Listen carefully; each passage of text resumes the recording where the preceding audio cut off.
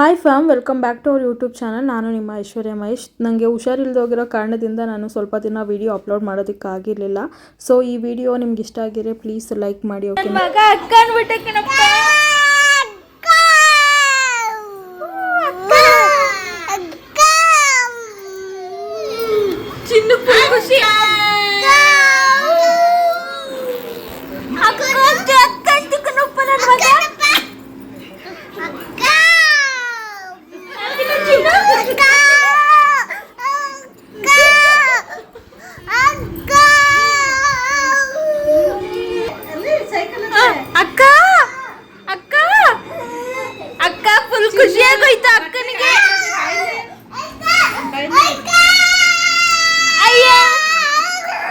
ನನ್ ಬಂಗಾರಿ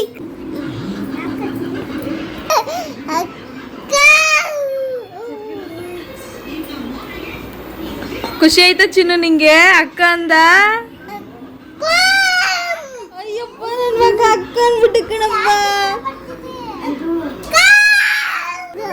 ಅಕ್ಕನ ಸೂಪರ್ ಅಮ್ಮ ನೀನು. ಅಪ್ಪ ಮತ್ತು ಅಮ್ಮನ ಜೊತೆ ಚಿನ್ನು ಕೂಡ ಮದುವೆಗೆ ಹೊರಟಿದ್ಲು. ಚಿನ್ನು ಸಿಂಪಲ್ಲಾಗಿ ರೆಡಿ ಆಗಿದ್ಲು. ಅಪ್ಪ ಅಮ್ಮ ಮದುವೆ ಮುಗಿಸ್ಕೊಂಡು ರಿಟರ್ನ್ ಅವರು ಊರಿಗೆ ಹೊರಟರು. ಸೊ ಅದಕ್ಕೆ ಲಿಶಾಂತ್ ಸಿಕ್ಕಾಪಟ್ಟೆ ಹೇಳ್ತಾ ಇದ್ದ, ನಾನು ಬರ್ತೀನಿ ಅಜ್ಜಿ ಅಂತ ಅಂದ್ಕೊಂಡು. ಅಪ್ಪ ನೆಕ್ಸ್ಟ್ ಟೈಮ್ ಬಂದಾಗ ಒಂದು ವಾರ ಇದ್ದು ಹೋಗ್ತೀನಿ ಬಿಡು ಮಗನೆ ಅಂತ ಹೇಳ್ತಾ ಇದ್ರು.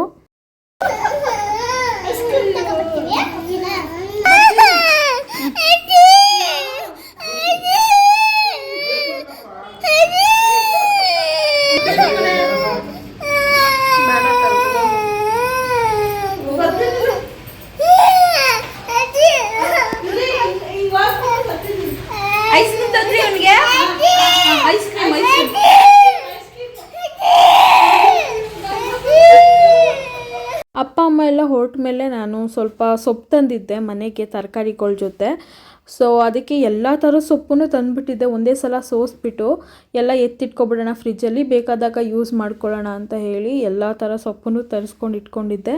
ಮೊಸಪ್ಗಾಗಿರಲಿ ಅಥವಾ ಪಲಾವ್ಗೆ ಏನಾದರೂ ಮಾಡೋದಕ್ಕಾಗಿರಲಿ ಅಥವಾ ಸೊಪ್ಪಿನ ಸಾಂಬಾರು, ಉಪ್ಸಾರು, ಸೊ ಈ ರೀತಿ ಎಲ್ಲ ಮಾಡೋದಕ್ಕೆ ಅಂತ ಹೇಳಿನೇ ಎಲ್ಲ ಥರ ಸೊಪ್ಪನ್ನು ಒಂದೇ ಸಲ ತಂದು ಸೋಸ್ಕೊಳ್ತಾ ಇದ್ದೀನಿ ಎಲ್ಲನೂ.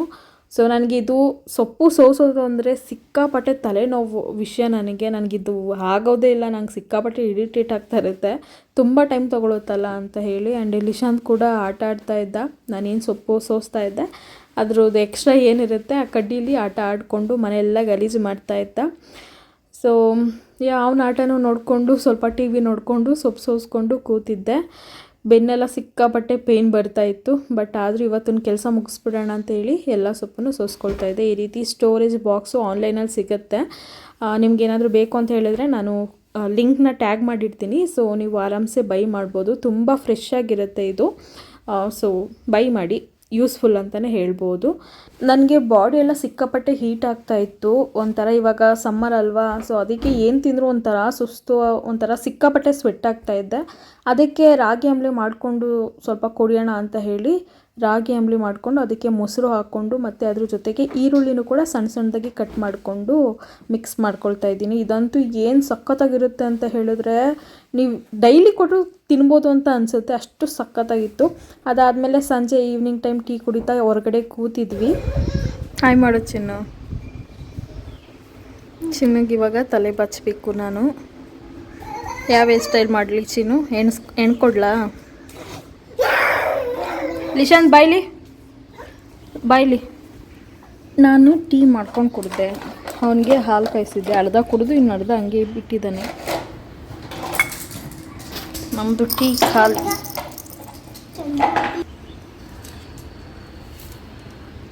ಏನೋ ಮಾಡ್ತಿದ್ಯಾ? ಹಾಸ್ಕಿದು ಇದನ್ನೆಲ್ಲ ಒಗ್ದು ಹಾರಾಕಿದ್ದೀನಿ.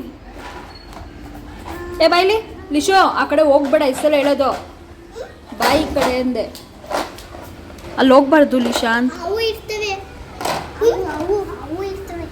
ಅಲ್ಲಿ ಹೋಗ್ಬಾರ್ದು, ಅಲ್ಲಿ ಹಾಲು ಕುಡ್ಕೊ. ನಿನ್ಗೆ ಎಸಲ ಹೇಳೋದು ಹಾಲು ಕುಡಿ ಅಂತ. ಕುಡಿ ಬೇಗ.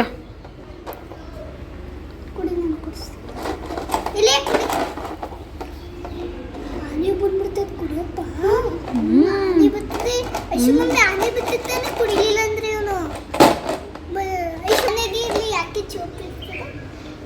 ದಂತ ದಂತ ಅಂದ್ರೆ ಅಲ್ಲು ಅದ್ರಲ್ಲೆಲ್ಲ ತಿನ್ನಲ್ವಲ್ಲ ಅದು. ಅದು ಉದ್ದದ ದಂತ. ಆನೆ ಅದನ್ನ ಅದು ಪ್ರೊಟೆಕ್ಟ್ ಮಾಡ್ಕೊಳ್ಳೋದಕ್ಕೆ. ಗೈಸ್ ಹೆಂಗೈತದು ಇಲ್ಲಿ ತೆಗೆದ್ಬಿಟ್ಟು ಹೊಂಟೋಯ್ತು. ನನ್ನ ಮಗ ಗುಡ್ ಬೈ. ಹಿಂಸೆ ಮಾಡಬೇಡ, ಸ್ವಲ್ಪ ಕುಡಿಸ್ಬೇಕು. ಕುಡ್ಕೊಪ್ಪ, ಅಲ್ಲಿ ಕುಡಿಲ ಇಲ್ಲ ಕುಡಿಪ್ಪ. ಅಮ್ಮ ಓನಮ್ಮ ಅಮ್ಮ ಏನು ಮಗನೆ ಹಾಲು ನಿನ್ನೆ ನೀನು ಬಗ್ಗಿಸ್ತಾನೆ ಇಲ್ಲ. ಇಷ್ಟು ಕುಡಿದವ್ರೆ. ಇವಾಗ ಚಿನ್ನಗೆ ತಲೆ ಬಚ್ಬೇಕು.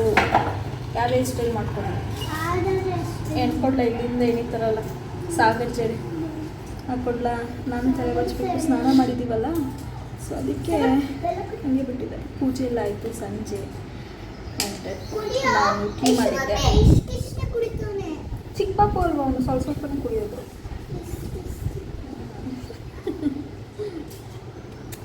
ಸುಮ್ಮನೆ ಹಂಗೆ ಗಾಳಿ ತಗೊಳ್ಳೋಣ ಅಂದ್ಬಿಟ್ಟು ಇಲ್ಲೇ ಹೊರಗಡೆ ಕೂತ್ಕೊಂಡು ಟೀ ಕುಡಿತಾ ಇದ್ವಿ. ಹಾಗೆ ತಲೆ ಬಚ್ಕೊಳ್ಳೋಣ ಅಂತ ಇಲ್ಲೇ ಕೂತಿದ್ದೀವಿ. ಕುಡಿಯೋ ಬೇಗ. ಅಲ್ಲಿ ಮೈಯಲ್ಲಿ ಇಟ್ಕೊಂಡಿದ್ಯಾ? ಇಲ್ಲ, ಕುಡ್ದೇನು ನಾನು. ಲಿಶಾನ್ ಬೇಗ ಖಾಲಿ ಮಾಡಮ್ಮ. Good bye. ಮಾಡು. ಚೆಲ್ಕೊಂಡ್ಯಾ? ಹೋಗಿ ಹ್ಯಾಂಡ್ ವಾಶ್ ಮಾಡೋಗು.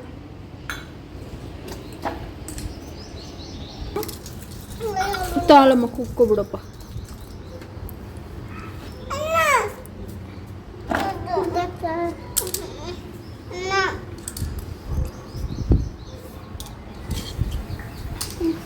ನಾನು ತಲೆ ಬಾಚೋದನ್ನೇ ಕೊಡಮ್ಮ, ನಾನೇ ವೀಡಿಯೋ ಮಾಡ್ತೀನಿ ಅಂತ ಹೇಳಿ ನಮ್ಮ ಚಿನ್ನು ಕ್ಯಾಮ್ರಾ ಹ್ಯಾಂಡಲ್ ಮಾಡ್ತಾಯಿದ್ಲು. ಸೊ ಅವಳು ಪುಟಾಣಿ ಕೈಗೆ ಎಷ್ಟಾಗುತ್ತೋ ಅಷ್ಟು ಹಿಡ್ಕೊಂಡು ವೀಡಿಯೋನ ಶೂಟ್ ಮಾಡ್ತಾಯಿದ್ಲು. ನನಗೇನು ಅನಿಸುತ್ತೆ ಅಂತ ಹೇಳಿದ್ರೆ, ಪ್ರತಿಯೊಂದು ಮನೇಲೂ ಒಂದು ಹೆಣ್ಮಗು ಇರಬೇಕು ಅಂತ ಅನಿಸ್ತಾ ಇರುತ್ತೆ ನನಗೆ. ಲಿಶಾಂತ್ ಒಬ್ಬ ಗಂಡು ಮಗ ಇದ್ದಾನೆ. ಸೊ ಅದೇ ರೀತಿ ಒಂದು ಪುಟಾಣಿ ಮಗು ನನಗೆ ಹೆಣ್ಮಗು ಬೇಕು ಅಂತ ಅನಿಸ್ತಾ ಇರುತ್ತೆ ಯಾವಾಗಲೂ ನಮ್ಮ ಚಿನ್ನು ನೋಡಿದಾಗೆಲ್ಲ.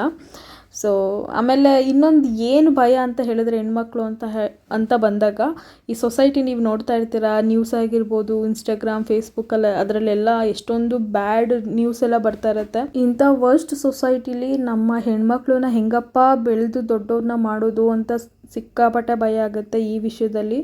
ಅದು ಬಿಟ್ಟರೆ ಹೆಣ್ಮಕ್ಳು ಅಂದರೆ ನಂಗೆ ಸಿಕ್ಕಾಪಟ್ಟೆ ಇಷ್ಟ. ಚೆನ್ನಾಗಿ ಹಿಂಗೆ ಎಣ್ದಿದ್ದೀನಿ ಈ ರೀತಿ.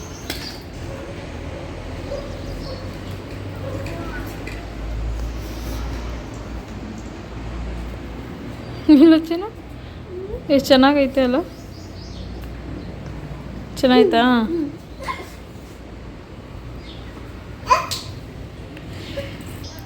ಇವಾಗ ನಾನು ತಲೆ ಬಚ್ಕೊಳ್ತೀನಿ. ಹಿಂಗೆ ಬಿಡೋಣ ಅನಿಸುತ್ತೆ. ಐಶು ನಿಮ್ಮ ಹೇರ್ ಕೇರ್ ವಿಡಿಯೋ ಮಾಡಿ ಅಂತ ನನಗೆ ತುಂಬ ಲಾಂಗ್ ಬ್ಯಾಕೆ ಕೇಳ್ತಾ ಇದ್ರಿ. ನನಗೆ ಹೇರ್ ಗ್ರೋತು ಎಷ್ಟು ಚೆನ್ನಾಗಿ ಆಗ್ತಿದೆಯೋ ಹೇರ್ ಫಾಲ್ ಕೂಡ ಅಷ್ಟೇ ಆಗ್ತಾಯಿದೆ. ಸಮ್ಮರ್ ಟೈಮಲ್ಲಿ ಹೇರ್ ಫಾಲ್ ಆಗ್ತಾ ಇರುತ್ತೆ ನನಗೆ. ಏನಕ್ಕೆ ಅಂತ ಹೇಳಿದ್ರೆ ಸ್ವಲ್ಪ ಡಿಹೈಡ್ರೇಟ್ ಆಗ್ತಾ ಇರುತ್ತೆ ಬಾಡಿ ಎಲ್ಲ.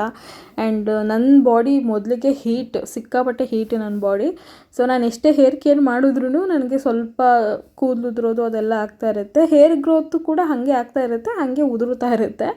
ಸೊ ನಾನು ಆದಷ್ಟು ಬೇಗ ವಿಡಿಯೋ ಶೂಟ್ ಮಾಡ್ತೀನಿ. ನನಗೆ ಹೆಲ್ತ್ ಸ್ವಲ್ಪ ಒಂಥರ ವೇರಿಯೇಷನ್ ಆಗಿಬಿಟ್ಟಿತ್ತು.